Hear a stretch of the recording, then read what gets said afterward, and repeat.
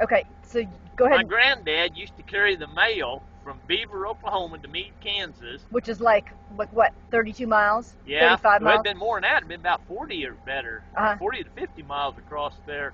But he had an old stagecoach, Uh-huh. and he'd carry passengers back and forth with him. And they told me, like the bank in Beaver, if they needed to transfer money from Beaver to Meade, Uh-huh. they just put it in a bag and give it to him, and he'd carry it. So was he employed by the post office, or No. was it like an independent thing? I think he was an independent. This was back in the real early. Well, he moved out there in 1907, so it had been long about 1908, 1909 that he was doing that. And then, so that would, like, am I really ignorant on my history, but the Pony Express, would they be the fast riders on the horses that get it all from point to Yeah, point? well, I think they like went from across east to west, Uh-huh. from Missouri, Joplin, across west, where these are just kind of local. Yeah, they do the big drop-off. I don't see how they carried enough mail on a horse. Well, they had saddlebags, so there wasn't that much mail back then. Well, that's true. But he used to, where David's house is down there, is the old Mile Station post office. Station, okay. So that was a Pony Express site? No, that's where Grandpa, he used to stop there too. Okay. But there was stores all along. There was a store there. There was one up in the Byers. Yeah. There was one in Oklahoma. It would have been about a mile south of where Dad was. It was just a little old store. Like a little general store. But, Yeah. but like, what kind of spacing? It was just like a one-room store. No, but I mean, like, what kind of spacing between the stores? How many miles? I think it varied. But I mean, like, we'd kill to have a quick trip that close, right? Yeah, well, I mean, yeah, but, like right now, we're 22 miles from getting milk. But back then, of course, you didn't have a car. yeah, but back then, see, it took you longer to go that. I know, but how many miles would that be away? From the Mile Station to that one in Oklahoma would have been about 10 miles. Oh yeah, that is pretty far. Yeah. On horse. Yeah. Or this would be And like then they used before to have people had common. It was not common for people to have cars out here until like Well, they didn't have cars yet. Until the 20s. Yeah. Yeah. You know, everything was done with horses. Yeah. But there were more people out here than there are now by a long shot. Well, no, not really. Uh-huh.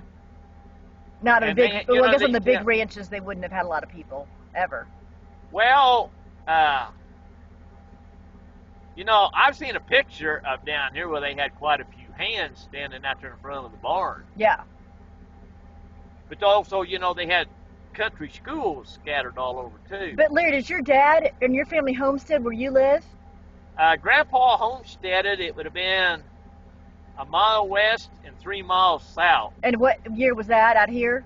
Well, he moved out here in 1907, so I guess that's when he homesteaded. So there was still vacant land out here to be had. Yeah. See, that's just so interesting to me. Because, you know, you think of 1860 was the Homestead Act, right? Yeah. But we no see- one's, and you know, like Maple Hill where John grew up, people were coming out in 1855 and getting their piece, you know? But this was so much later. We see, Oklahoma didn't become a state till 1907. Oh, yeah, that's right, okay. So, and the Oklahoma Panhandle was no man's land up to that time. Yeah, Country out here. yeah. And I went to the lady went to church with. Her dad came out there, and he had to haul all the lumber to build the house south of Beaver out of Liberal with a wagon. Uh-huh. And she told me that her mother would go a month or two and never see another human Yeah. other than him. Uh-huh. Well, I'll go a week and not see another human but John. Yeah.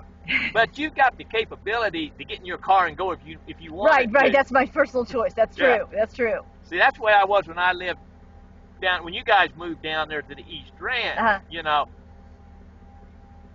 I could get in my pickup and go to town at night if I wanted to. Yeah, and then that's the personal choice. And we have the internet, and we have cell phones, and we have, heaven forbid, without our TVs. Yeah. Well, back there in the early '80s, I don't think there was such thing as a cell phone yet. No, what John and I talked about, remember that? I don't know if you remember if you were there. When I came home, I went back to graduate school, and I came home, and he got a satellite dish, and that thing, you know, was like NASA. I mean, you know, it's like about 12 foot in diameter out in our front yard.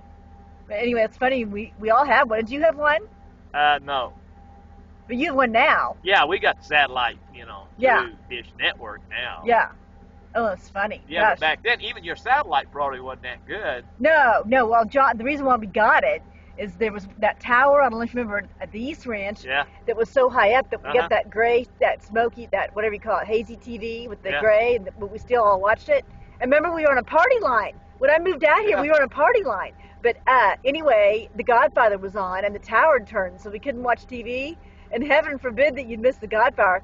And John, and how many stories do you think that tower was? It was like I remember that tower. it was like a couple-story tower, wasn't it? Yeah. Oh, horrible that he would climb that. And it was like a 12-inch, three-rung triangular base, and he Yeah. climbed up that thing. That just was terrible. But anyway, okay, well, I'll let you go. Good to see you, Larry. Okay. Bye-bye.